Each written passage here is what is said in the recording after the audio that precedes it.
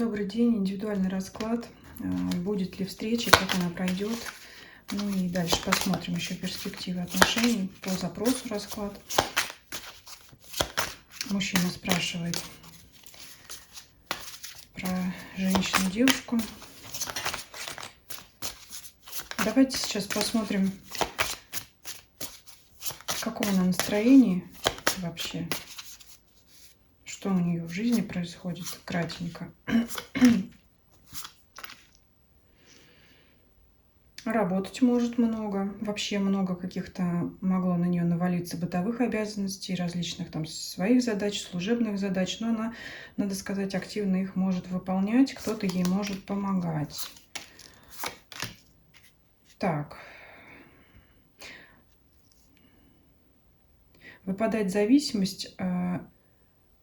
Тут то ли ее самой от некой женщины, но кто-то по семье из родственников, либо эта женщина от нее зависит. Может быть, она, кстати, помогать этой королеве жезлов. Какая-то королева жезлов вот у нее тут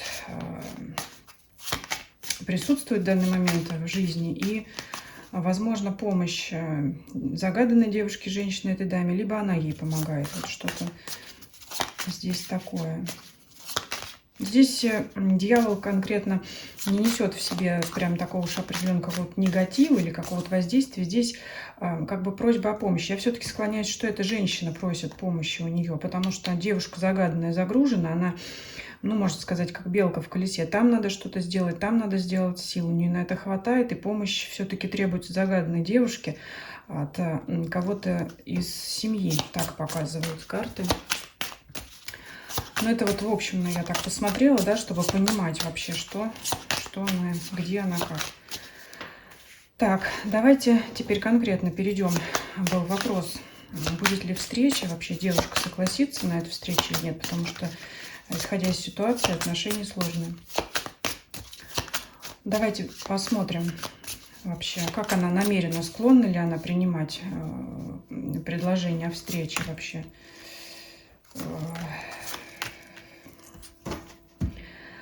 Вообще нет, не склонна. Всячески может этому сопротивляться.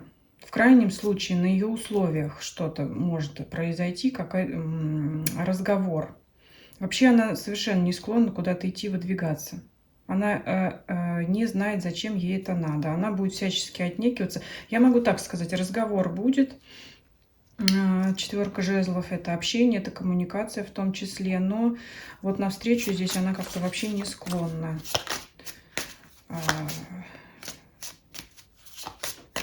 Она не то, что не хочет, она не знает, зачем ей это надо. Она не видит цели этой встречи. То есть она, скорее всего, понимает, что для нее результата этой встречи не будет. Она может придумать 1000 причин, почему на нее она не захочет пойти. Но давайте все-таки посмотрим. Это ее намерение, спросила. А в результате встречи состоится. Может быть, она не хочет, но может быть, она согласится на нее.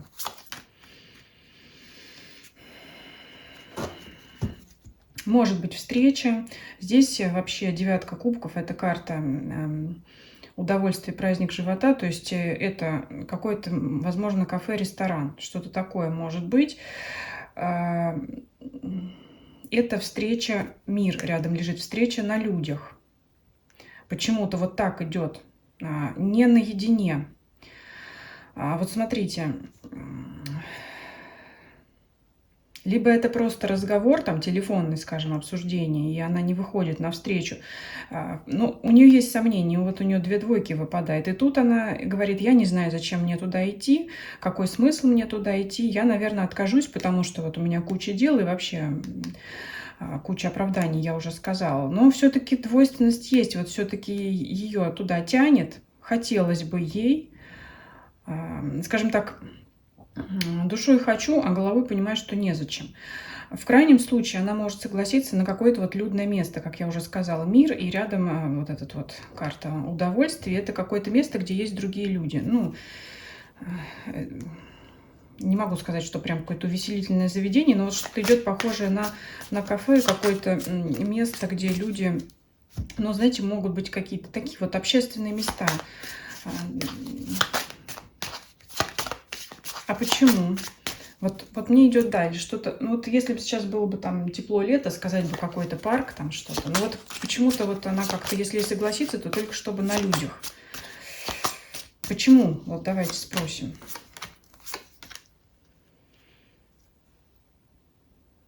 Ну, чтобы это все было чинно, благородно, чтобы это было...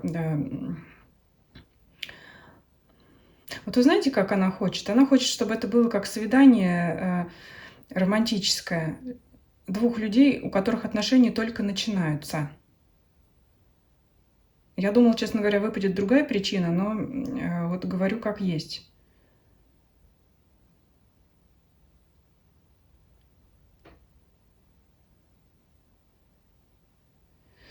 Предложение она вас ждет от вас. Опять я уже... Этот расклад сегодня он в продолжении предыдущего темы. Но вот опять выходит ее цель на то, что она ждет предложения. Это либо семья, либо брак. И опять она, получается, сомневается, получит она его или нет. Вот у нее, знаете, какая такая, я не знаю сказать, мечта, что ли, что вы ее приглашаете куда-то в общественное место, делаете ей предложение. Не обязательно там на глазах у всех. Но, знаете, еще зная вашу предысторию, что конфликтные такие отношения, вот это самое на глазах у всех может означать, чтобы избежать выяснения отношений, потому что, чтобы на людях, да, то есть на людях вы это делать не будете, соответственно, на людях вы должны себя вести чинно, благородно, гармонично. Ну и вот все-таки опять вылазит ее желание о каком-то предложении, не просто о каком-то, а гармоничном, стабильном союзе. Вот опять на что. Скажем так, она, если она согласится туда пойти, без долгих вступлений она ждет, что вы заведете разговор об этом. Или она становится в позу королевы мечей. Ну и, собственно говоря, вот поворачивается спиной и дальше проявляет свой характер. Вот опять та же ситуация выходит.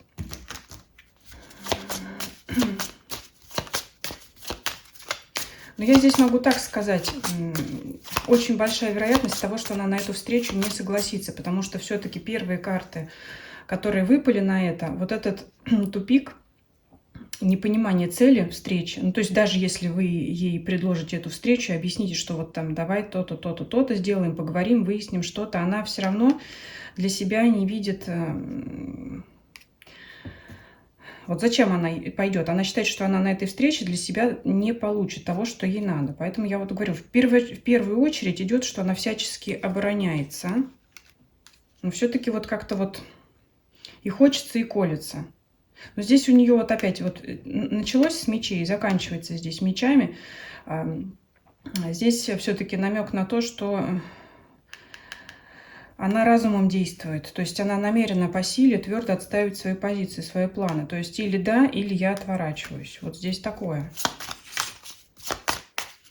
Давайте совет вам возьмем, спросим, а стоит ли вам вообще ее звать на эту встречу? То есть вот у нее такая позиция, а у вас вот стоит ли вам, у вас, исходя из вопроса, вы хотите ее, естественно, позвать, пригласить, поговорить. Стоит ли вам это делать? Будет ли это иметь какие-то результаты? Но что-то вы на этой встрече можете выяснить, прояснить, разрешить. Если это будет разговор в спокойном ключе. Туз мечей, он иногда указывает на конфликты, но здесь вот рядом хорошие карты лежат, победа, суд. Это что-то выяснить, разъяснить ситуацию, как я говорю, прения сторон, выслушать одну сторону, выслушать другую. Но в данном случае туз мечей не указывает на конфликтное разговор. Если вдруг у вас пойдет такая тенденция на то, чтобы вот эти эмоции повышать в плане агрессии, то из этого ничего не выйдет. У вас, ну, вы можете при встрече прояснить позиции друг друга. Что еще? Вот стоит ли из-за этого? Может быть, вы их и так знаете.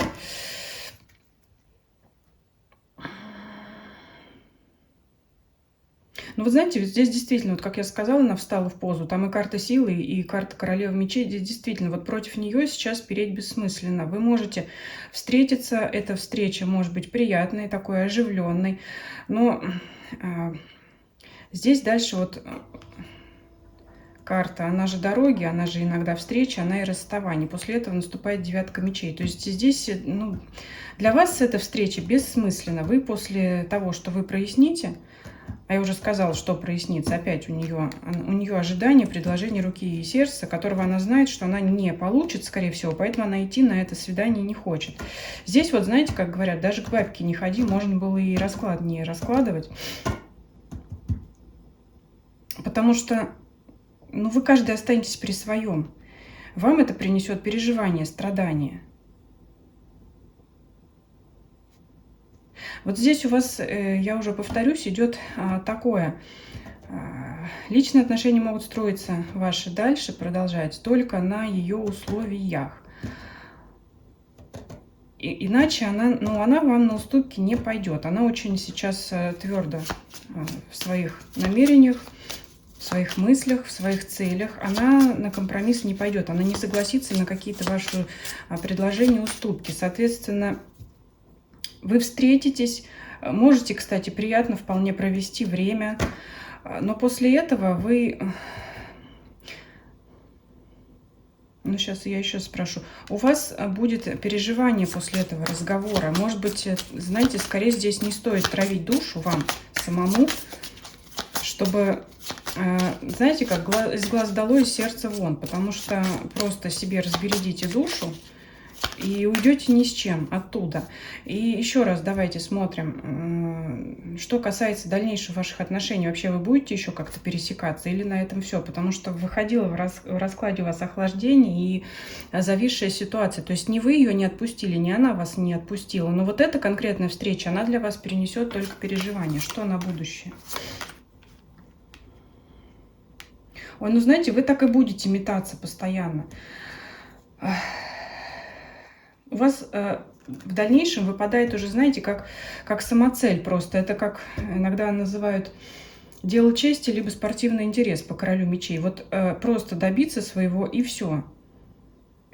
У вас иногда ситуация может отпускать. Потом опять на вас могут нахлынуть эмоции. Так, по старшим арканам, это может продолжаться долго. И вот так вы и будете постоянно рваться. Вы спрашивали, стоит ли или стоит забыть. Вот я здесь по картам вижу, что эту ситуацию все-таки лучше оставить. Это будет болезненно, тяжело, но иначе к вам это будет постоянно возвращаться. Тем более, что вы в своем вопросе указывали, что это негативно отражается на работе.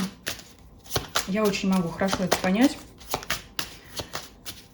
Давайте как раз дополнительно... Ну, то есть я уже озвучила здесь по трактовке. Эта встреча будет как разбередить душу вам. Сейчас про вас говорю. Ну, а ей, да, как это будет встреча, если все-таки она на нее согласится. Я уже еще раз подчеркиваю, что маловероятно, что она на нее вообще согласится, но такая возможность есть. Для нее что это будет встреча? Но она надеется на вас, она надеется на ваш союз, она хочет, чтобы вы проявили твердость, приняли мужское вот это решение, поступок. Вы знаете, вот как все равно она бы желала с вами взаимоотношений. Вот у вас и выпадают сложные отношения, но она вот, знаете, как взяла себя в руки, и женщинам присуще больше переживание чувств и эмоций, но здесь вот в королеве мечей она просто взяла себя в руки и поняла, что так больше нельзя, так больше продолжаться не может для ее собственного блага, для ее собственной жизни. Но у нее все равно сидит вот это желание, надежда. Вот это уже в 100-й раз, да, проявить волю. Император, вы это император, должны проявить, сделать что-то, твердый поступок, чтобы объединить. Вы можете это, ну я не знаю, можете вы, не можете, у вас тоже там ситуация своя, есть причина, по которой вы не можете заключить этот союз, но это вот единственное препятствие между ваших отношений. У нее, вы знаете, как вы ей можете опять как дать надежду на это. И что? И опять, и потом ей еще будет еще хуже, чем вам даже. У вас девятка мечей, у нее десятка мечей. она вот, знаете, какая ситуация, вот так по-простому говорю, вы ей звоните, приглашаете ее на встречу, она всячески отнекивается от нее, называет свои тысячи причин, вот эту свою загруженность, там, может быть, вот этой женщине помочь куда-то еще съездить. Не обязательно, что она скажет неправду, возможно, это так и есть, но дело, как всегда, в вопросе приоритетов, то, что важнее, мы и дела какие-то отложить можем, и все. Ну, то есть всячески может отнекиваться. Есть шанс, что она согласится с вами, встреча пройдет неплохо, но вы ей дадите ложную опять надежду на то, что у вас будет брак, союз. Сделать вы этого не сможете. Опять уйдете ни с чем, с переживаниями. Вы уйдете с переживаниями, и она еще сильнее от вас может закрыться после этого. И очень долго будет страдать, переживать. Она вот каждый ваш разговор, каждый ваш звонок или какой-то контакт ей дает надежду, но на отношения, на серьезные отношения, которых она не получает. Речь идет здесь, я уже сказала, вся загвоздка в том, что она хочет стабильных, официальных отношений. Давайте еще спросим. И у вас пойдет цикл.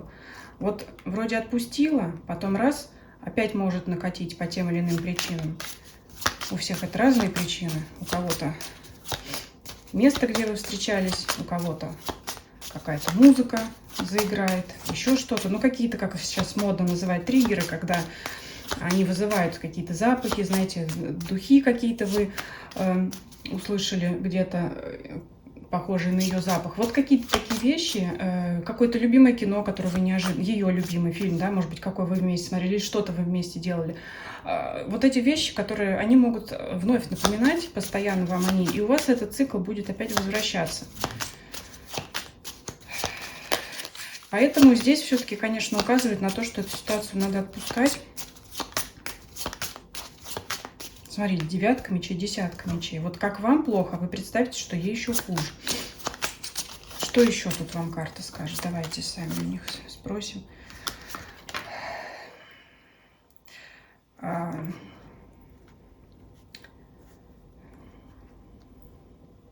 вот, когда у меня тоже разные в жизни бывали ситуации, просто так, для сравнения.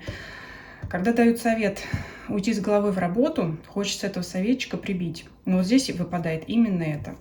Это карта мастерства, это карта работы и карта удовольствий от работы. И эти карты, сейчас, конечно, не о работе вопрос, но вот я спросила, что нам карты сами скажут. Эти карты показывают на то, что вы свою работу любите, знаете, являетесь отличным специалистом, опытным, и эта работа приносит вам удовольствие. Вот, собственно, этот и совет. Еще что?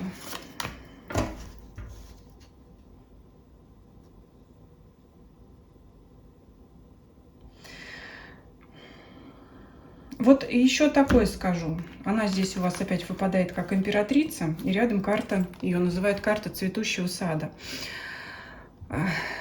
Если вы вдруг все-таки решитесь, а здесь совет все-таки оставлять это, иначе будет постоянно цикл, постоянно переживание, постоянные эмоции. Если вы, то есть вам отрезать надо полностью. Вот если в каких-то соцсетях вы ее видите, если вы имеете возможность ее видеть, фотографии где-то, надо это полностью отрезать, потому что после этого она начнет заниматься своей жизнью, я прошу прощения, цвести и пахнуть. И если вы будете видеть этот ее результат, вы будете еще сильнее злиться, еще сильнее ревновать.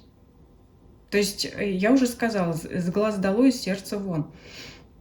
Но здесь такая ситуация тупиковая. Вот как изначально она выходила, такая она и есть. Что тут еще можно сказать? Все упирается в стабильные отношения, которые здесь ситуация зависит только от вас. Встретившись, вы друг другу разбередите душу. Добиться вы здесь по раскладу ничего не добьетесь. Ну вот, к сожалению, вот так. Поэтому надо, я считаю, что лучше из этого выходить. Давайте еще что-нибудь посмотрим здесь. Трудно будет вам выходить из этого. Очень сильные эмоции и чувства. Но еще вот здесь, знаете, карта смерти показывает. Ладно, если после карты смерти выпадала положительная карта, как ее называют, карта смерти, карта трансформации, потому что после смерти начинается новое начало. Но здесь после смерти начинаются, вот они, ваши сильные переживания, эмоции, это опять на подсознании сидит постоянно. То есть, ну так оно у вас и будет, это надо рвать. Причем, ну, кардинальным способом, образом. Не вижу, не слышу, не говорю. Все, постараться избавиться от всего, что о ней напоминает.